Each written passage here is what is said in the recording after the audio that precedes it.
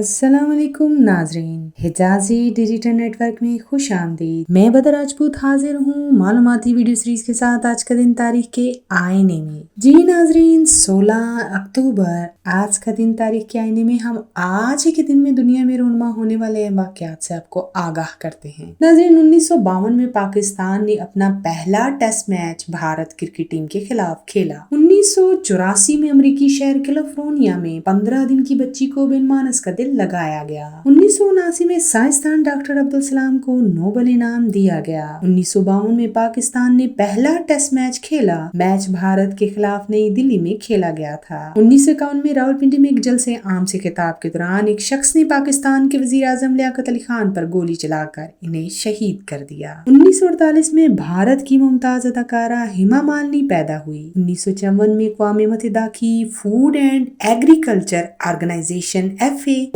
قائم ہوئی۔ 1942 میں خلیج بنگال میں شدید طوفان آیا جس سے کلکتہ کے شمال میں تقریباً 40,000 افراد ہلاک ہو گئے۔ 1926 میں محمد نادر خان نے افغانستان میں انقلابی مہم شروع کی جس میں 1,200 افراد ہلاک ہوئے۔ 1863 میں آسٹن چمبرلین انگریز سیاستدان نوبل انعام یافتہ کی پیدائش ہوئی۔ 1984 میں پاکستان کے ابو الجلا ندوی ماہر لسانیات و عالم دین وفات پا گئے۔ 1890 میں مائیکل کولنز آئرلینڈی جنرل و سیاستدان دوسرے وزیر خزانہ آئرلینڈ کی پیدائش ہوئی۔ ناظرین، آج کی معلوماتی ویڈیو آپ کو کیسی لگی اپنی رائے سے ضرور آگاہ کیجیے گا۔ ہمارے چینل کو دیکھنے کا بہت بہت شکریہ۔ اپنا بہت سا خیال رکھیے گا۔ اللہ نے کے بان۔